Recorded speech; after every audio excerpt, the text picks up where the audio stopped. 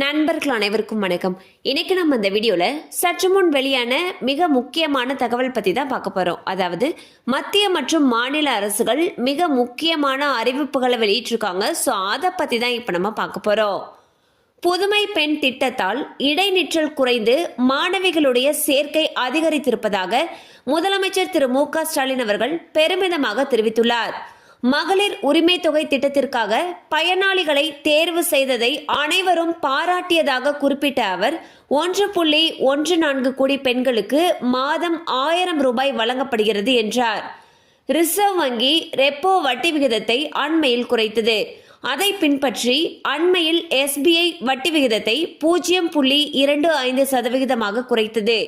இதனைத் தொடர்ந்து PNB வங்கியும் 0.25% வரை அதன் வட்டி விகிதத்தை குறைத்துள்ளது. 13 ரயில்களில் முன்பதிவில்லா பொது பெட்டிகளை 4 2 குறைத்து AC பெட்டிகளை தெற்கு ரயில்வே அதிகரித்துள்ளது. வவ்வால்களில் இருந்து பரவக்கூடிய புதிய கொரோனா வைரஸை சீன விஞ்ஞானிகள் கண்டுபிடித்து அதிர்ச்சி கொடுத்துள்ளனர்.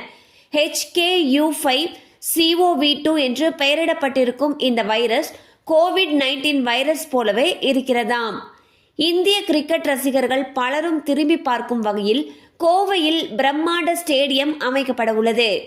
ஆரம்ப சுகாதார நிலையங்களிலும் கர்ப்பிணிகளுக்கு 24 மணி நேரமும் சிகிச்சை அளிக்கும் வகையில் டாக்டர்களை நியமனம் செய்ய தமிழக அரசுக்கு மாநில மனித உரிமைகள் ஆணையம் பரிந்துரைத்துள்ளது. புதிய ரேஷன் கார்டு வாங்கியவர்கள் மகளிர் உரிமை தொகை 1000 ரூபாய்க்கு விண்ணப்பிக்கலாம். புதிய ரேஷன் அட்டை, ஆதார், பாஸ்போர்ட் சைஸ் போட்டோவுடன் அருகில் இருக்கக்கூடிய சேவை மையத்தில் விண்ணப்பிக்கலாம்.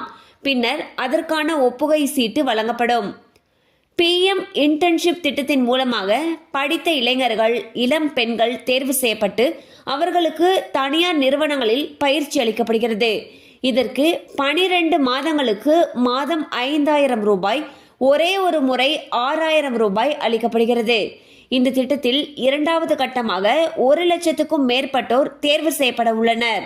3 கோடி ஸ்மார்ட் மீட்டர்களை பொருத்துவது தொடர்பாக ஒரு வாரத்திற்குள் TNPDCL டெண்டர் விட இருப்பதாக தகவல்கள் வெளியாகியுள்ளன.